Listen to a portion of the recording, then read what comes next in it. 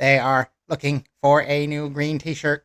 They are looking for a Georgian green t-shirt, maybe a red t-shirt or a blue t-shirt, a blue blouse or a yellow blouse. The Prime Minister and the Parliament, they have said that they will not give in and they will not let Georgia's sovereignty be determined by Europe or US, that Georgia is for Georgia.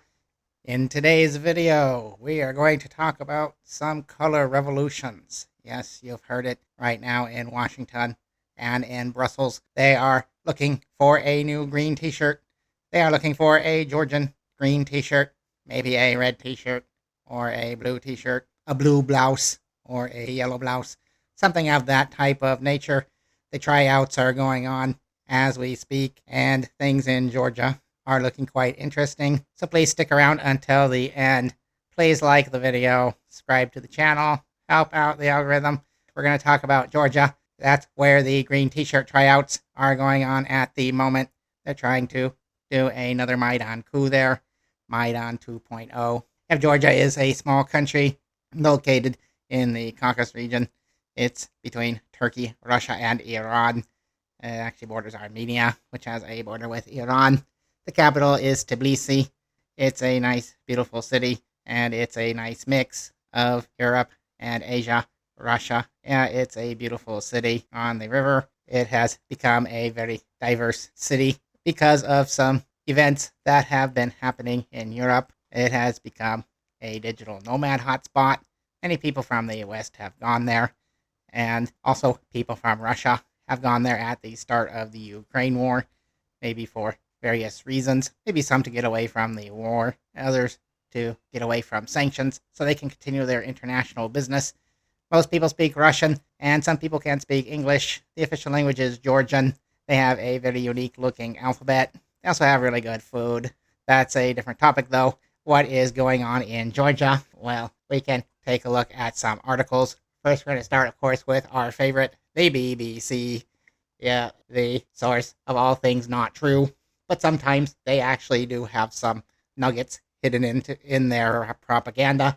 So it says that the Georgian president calls for new elections as protest erupts again. There was an election last month, and the Georgian Dream party has won the election that for the parliament. I think they've actually been in charge of the parliament for some time, but they won a big majority. And the Georgian Dream party has decided that the best thing for Georgia is to be neutral and to be a sovereign country and to avoid NATO and the European Union.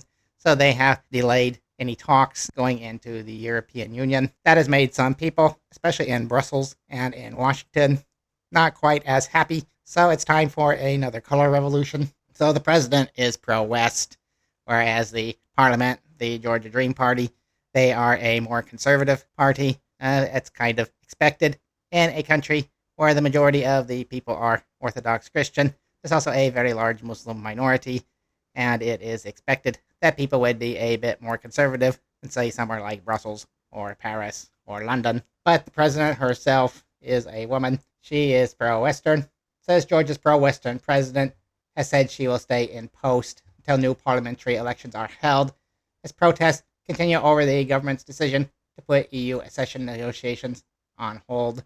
She's not very happy because she wants her country to become part of the EU.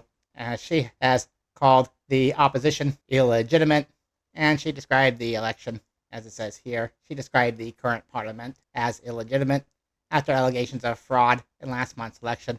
Yeah, that is the favorite thing of Washington, D.C., and of Brussels and the West in general. Whenever there's an election that doesn't go their way, it's fraud.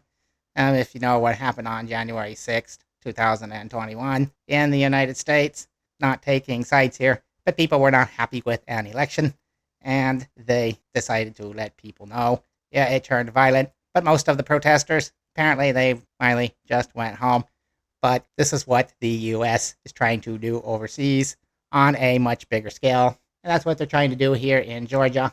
They're trying to make January 6th look like child's play, and they're trying to turn Georgia into a civil war, basically, trying to fan the flames of the conflict, instead of just backing up and saying, yeah, Georgia is a country. Instead, they think it must be the Georgia that's inside of their country.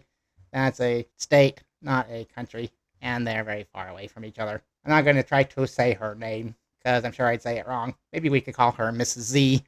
Miss Z said she would retain her role as president, despite the country's newly elected parliament saying it would choose her replacement on the 14th of December.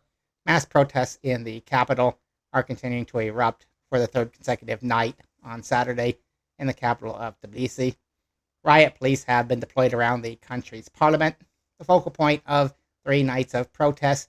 It also says here that demonstrations are also taking place in the cities of Batumi, Kutaisi, Zugdigi, and other Georgian regions. So now the protests are spanning across the country. They are growing. Yeah, we can see some nice, beautiful pictures of what is happening there. And yeah, it says since 2012, Georgia has been governed by the Georgian Dream Party, a party which critics say has tried to move the country away from the EU and closer to Russia. Well, I think they've tried to be pretty neutral. They've tried to be pro-Georgia, which I guess is why they're called the Georgian Dream. They want to make Georgia a better country. That's what it seems like if you're looking at it neutrally. And if we go over to RT, Russia Today, we also have a lot of articles. The very first thing we can see is this beautiful picture with the EU flag.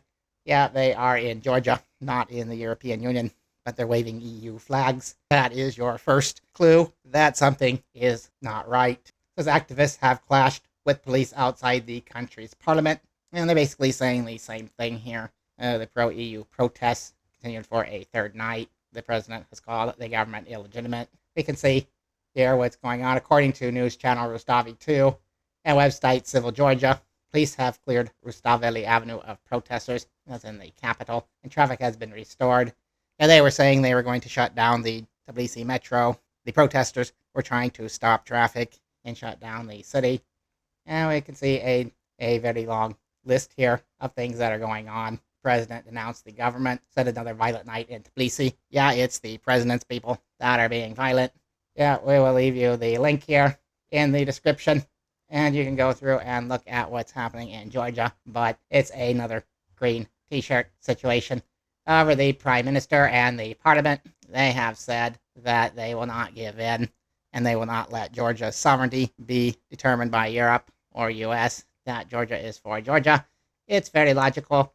President, she won't leave office. I'm not sure what's going to happen, but it seems like that the parliament, they have a lot of more power. The prime minister, it says right here, Prime Minister Irakli Kolbaji, I'm sure I can't say his name, so we'll just call him Mr. Irakli. It's a little bit easier to say. Said Georgia should ultimately become a member state of the EU, but do so on fair terms. However, he has cut talks and he has cut funding. And I think Georgia recently has also passed a foreign agents law to control and cut back on the European and foreign NGOs. He's trying to moderate the situation, and we'll see what happens. It is good that they are trying to keep their country's best interests in mind here. Yeah, we're going to say what happens here in Georgia. The U.S. has now said that Georgia is no longer a strategic partner, so it looks like it, at the moment, is a political win for Georgia and a political loss for the West. And we will see what the protests do, if they will continue to push for a new green t-shirt. And I'm sure the green t-shirt himself in Kiev is also very much trying to push these protests. And yeah, we've also seen some footage of the protests, people with Ukrainian flags. So that is kind of interesting too. The prime minister says he's not going to allow the Ukrainianization of his country. It means he doesn't want to be a proxy, but he wants to keep his country safe and neutral. So I think that's a good choice. Please like the video and subscribe to the channel. And please write some comments. Help out the algorithm. This type of news isn't heard in the mainstream media, and it's hard to get it out. Thank you for watching. We'll see you in the next video.